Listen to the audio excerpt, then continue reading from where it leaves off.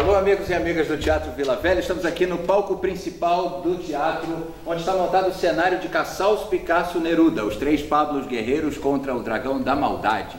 E é aqui, nesse cenário, que nós vamos fazer a quarta temporada de O Contra-Ataque, a série de entrevistas do Teatro Vila Velha, que vem desde 2020 conversando com artistas do Brasil inteiro para saber qual o papel da comunidade artística frente à vida política e social do Brasil.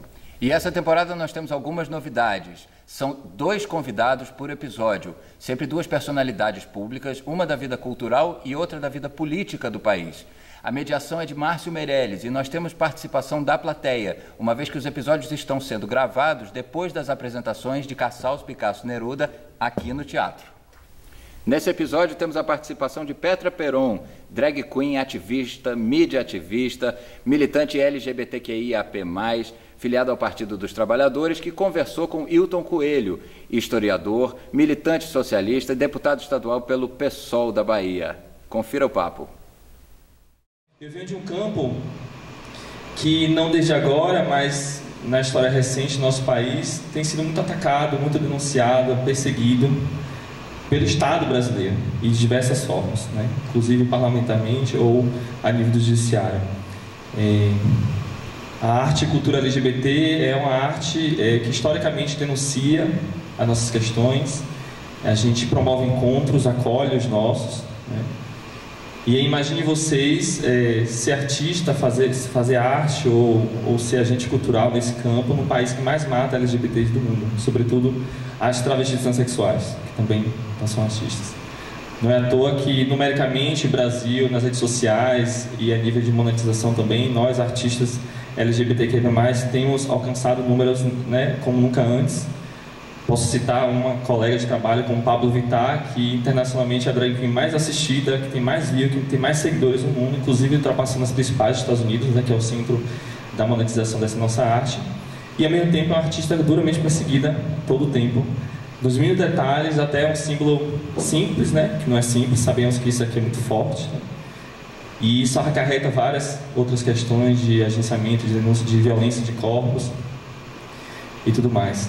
Aqui na Bahia temos grandes artistas consolidadíssimas, podemos citar uma do Axé, a Daniela Mercury, que quando girou o seu comprometimento de assumir politicamente a sua orientação sexual, de lá para cá, ela constantemente também é perseguida. Eu fiz inclusive uma parceria com ela, tem uma música chamada Samba Presidente, que ela lançou no ano das eleições de 2018, e ela, né, com a companheira dela, Malu, fizeram a decisão de não aparecer no seu próprio clipe para não continuar sendo perseguida naquele ano. E ela me convidou para ser ela no próprio clipe, né? Se vocês olharem lá, Samba Presidente, até hoje o dislike está muito maior que o like, porque teve uma dura perseguição naquele momento, né? Que acabou acarretando por diversos motivos na eleição desse atual presidente. Então, a quem interessa perseguir as artes, as culturas, as pessoas que promovem debates, acolhem os nossos, e a quem interessa, sobretudo, perseguir, matar nós, artistas LGBTQ+. Porque nós, o Brasil é o país que mais mata, né? Assassinar pessoas, corpos são tombados, mas muitos de nós se matam. Tem problemas psicológicos, tem problemas financeiros, de patrimônio de memória. Qual artista drag queen que vocês hoje escutam que é uma senhora que está viva hoje? Não temos. As que restaram, podemos trazer dos anos 70, do teatro Vedete, as travestis sobretudo, a Rogéria, Camille K, a nossa querida Valéria, que está muito doente, impossibilitada de trabalhar. Então, aqui interessa essas pessoas morrerem, né, isoladas. Então, é uma reflexão que a gente traz todos os dias no palco. Minha arte, a arte drag queen, para quem não conhece, é uma arte de construção de um personagem que não corresponde necessariamente à nossa identidade de gênero, e fazer essas reflexões de transições, de performatividade do que é dito de homem e de mulher, e aí com isso trazer questões da nossa existência, dos nossos direitos LGBTQIA+, mas também denunciar o machismo, a heteronormatividade compulsória, o machismo tóxico, e também trazer questões a nível de acolhimento. Se vocês olharem aqui em Salvador, Âncora do Marujo, o Carmo Logibais, palco também aqui, que já foi palco do Miss Brasil Gay diversas vezes, e algumas peças da qual também fiz parte, a gente vai ver essas artistas de alguma maneira acolhendo no seu público, também se confundem com a nossa comunidade, mas ao mesmo tempo trazendo alguns debates, inclusive em suas contradições, mas trazendo muitas reflexões e debates. Existe uma conveniência, né, atualmente, e em um país dito de um Estado Democrático de Direito, mas com um presidente que ataca constantemente o Estado Democrático de Direito, inclusive agencia internacionalmente e disputa a pauta de direitos humanos, que não nos interessa, mas hoje o nosso Brasil tem agenciado uma política de direitos humanos com o Irã, com a Rússia, com o Paquistão. E aí eu, na crítica, eu faço também autocrítica no campo da esquerda, e aí também já trazendo a bola para o nosso querido deputado estadual Hilton 50, da capital da resistência. Existe uma conveniência, a gente disputa, a gente vai para cima dos nossos inimigos, do fascismo, da direita capital, do liberalismo, mas aí eu trago essa autocrítica. A quem convém, no campo da esquerda, essa conveniência de deixar permitir que o fascismo no nosso país venha se consolidando há alguns anos, com o golpe parlamentar judiciário, mas no debate cultural dos costumes em cima dos nossos corpos, nós LGBTQ+, e de vocês, que a maioria dessa plateia é mulheres, e direitos sexuais de vocês. Os historiadores, eles fazem questão hoje de dizer que o regime instaurado em 64, ele não pode se encaixar no que seria classicamente definido como fascismo, por três motivos que são muito fortes. O primeiro, porque o fascismo ele está relacionado a uma liderança carismática. Ele passa por afirmar alguém que centralize o poder individualmente, que seja a grande referência. A segunda coisa é que ele precisa, o que a ditadura militar aqui no Brasil evitou, né? Aqui no Brasil nós tivemos uma junta militar que se revezava no poder, né? Revezou os ditadores no poder. Um segundo componente é o apelo direto à participação, vamos colocar esse termo, né, para utilizar o jargão do próprio período histórico, o apelo à participação direta das massas. A gente percebe que isso é um traço fundamental do fascismo. Isso também não pode ser atribuído como uma grande marca da ditadura no Brasil, porque os militares tiveram muito medo da participação popular, inclusive da participação instigada por eles mesmos.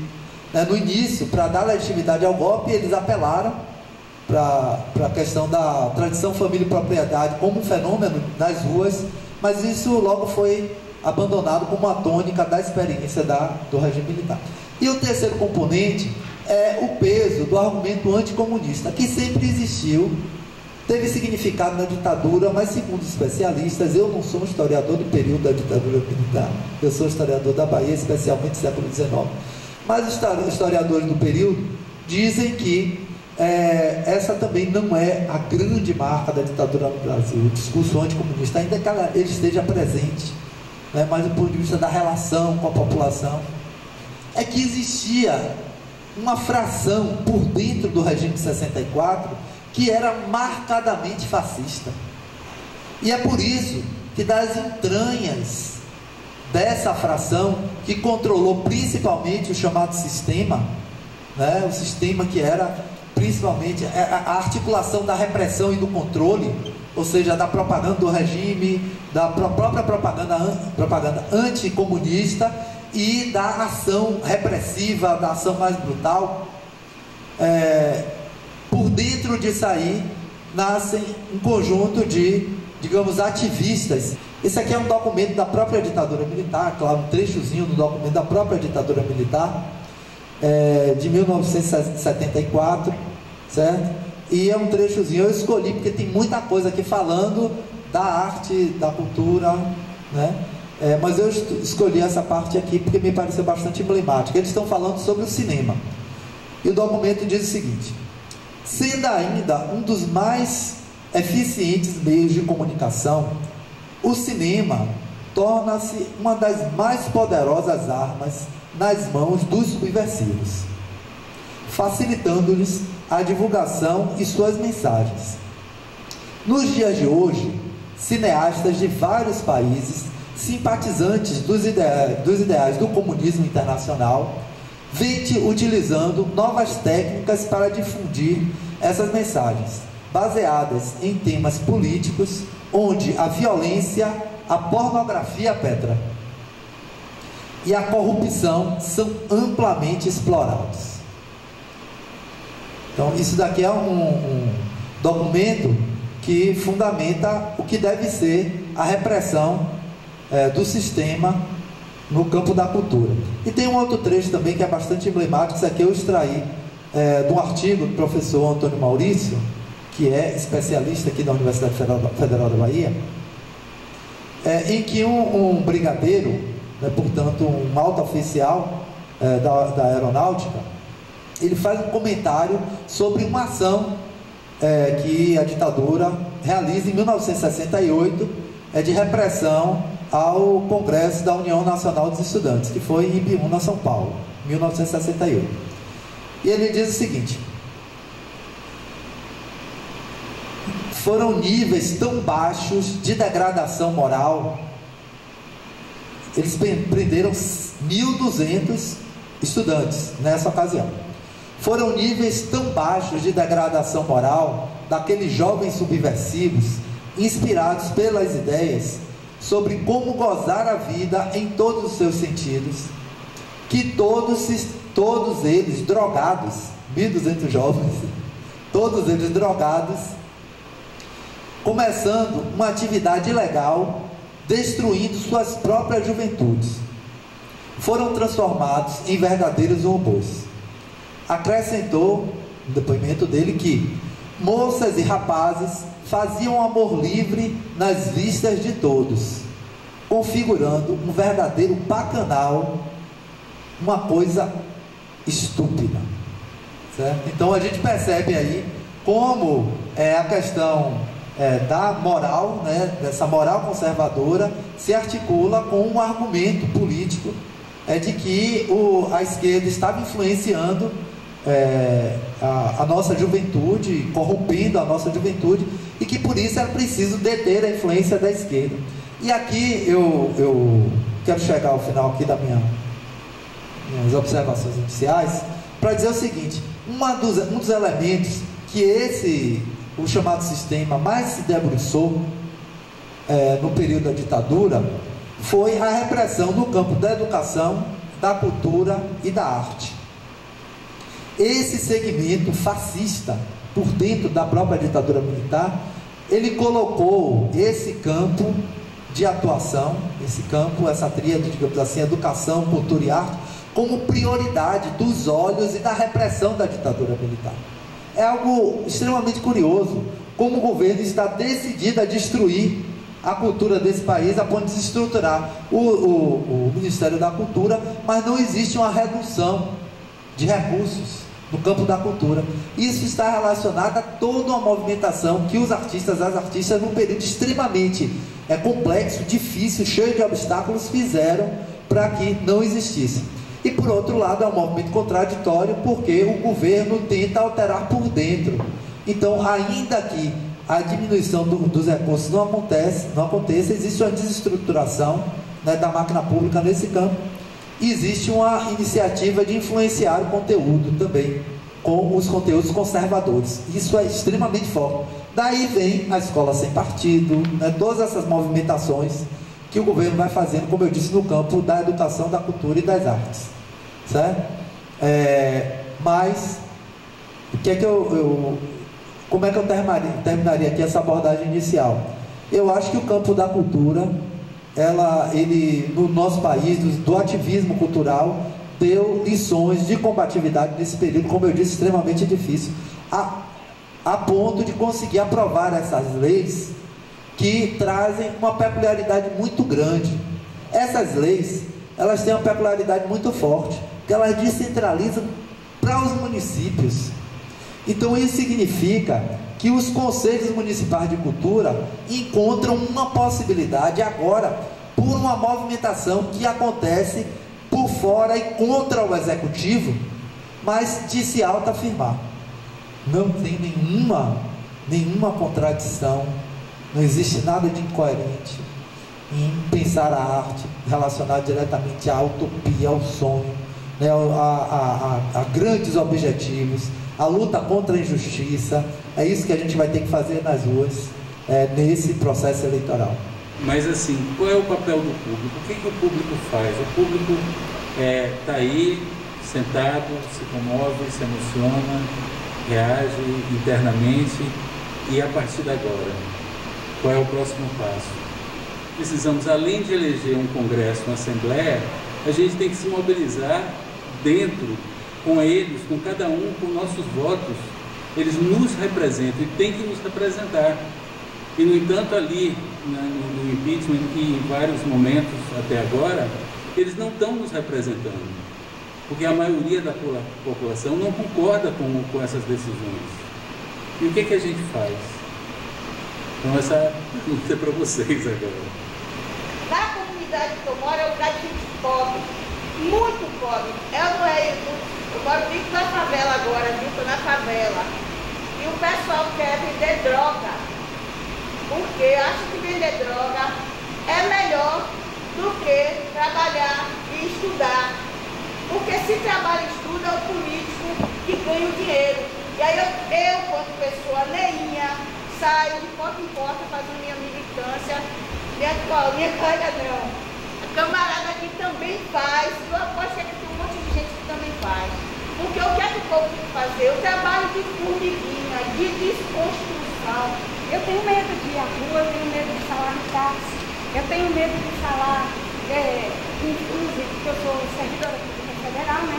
Então eu tenho medo de falar para o meu colega, para o pessoal que está fazendo audiência comigo, porque de repente eu posso ser mesmo massacrada como outro assassinato, como outra violência. E é isso, e simplesmente... Certo? Então simplesmente é isso, eu tenho medo disso, que eles estão prendendo a gente em casa, sabe? Então é isso que eu digo, qual é o papel da gente? É lutar mesmo, eu queria muito mesmo, quero, mas tenho medo, sabe? Tenho medo de deixar minha filha aí, minha outra filha aí, sabe como é? É isso, eu tenho muito medo do medo que eles estão impondo a gente, sabe? Por que não a gente votar em nós mesmos também? Por que não a gente, em vez de não se reconhecer nesses outros, como ele trouxe, que é o perfil da maioria da classe política do Brasil, de homens brancos, héteros, cisnormativos, fazendeiros, latifundiários, empresários, como é que muda esse cenário? Nas mulheres, votando nas mulheres, no povo negro, votando no povo. No Brasil, Salvador nunca teve um prefeito ou uma prefeita negra legitimamente eleita, por mais que João Henrique, em algum momento, tenha se reconhecido nesse lugar, e a própria Alice da Mata. Mas o povo negro não votou em sua maioria aqui nessa cidade. Então tem uma crise política que levou a esse contexto de hoje do Brasil, mas que vem muito antes, que o que importa é que o povo está desempregado e passando fome. Então vamos pensar nessa renovação política nesses próximos períodos. Convoco a vocês para estar nesse processo. O público não é passivo, o público é cidadão, o público sai daqui e vai para pegar seu busão, seu metrô, seu carro, vão pensar na sua conta, pagar no dia seguinte. Então essas pessoas são tão importantes quanto nós artistas, quanto as classes políticas que estão agenciando essas lutas no campo da esquerda. Então cada um de vocês é importante nesse processo. Não fique com medo. Medo é importante do ponto de vista que mobiliza, mas medo não pode paralisar nós, muito pelo contrário. Um dos objetivos, ao meu ver, desse governo é destruir completamente a rede de universidades públicas. Bom, entendeu? Então eu acho que a gente precisa considerar esse componente entreguista do governo. É uma espécie de fascismo que quer fazer a gente retornar para uma situação colonial. Nesse sentido, ele tem uma sintonia com perspectiva neocolonial, né? É esse país de grãos e de minérios, né? Que se desindustrializa completamente, antipopular e ao mesmo tempo que vai entregando tudo. Então nós não podemos de forma nenhuma esmorecer. Eu concordo 100% com o Petra, né? A pior derrota que nós podemos ter é se eles nos fizerem recuar. Entendeu? Nós não podemos vacilar em relação a isso. Agora é o momento de ter posição e chamar essa rebeldia que, ao meu ver, está latente no meio do povo. Ela está, está brotando com muita força assim e precisa de coragem, né? Os movimentos que nada disso, né? O movimento dos Pablos não foi feito sem muita coragem. Nós precisamos saber que nós não estamos sós. a começar daqui, né? E vamos fazer coletivamente, né? Vamos chamar todos e todas, né? Todos nós, para fazer essa grande rebelião, que eu tenho muita convicção de que é possível.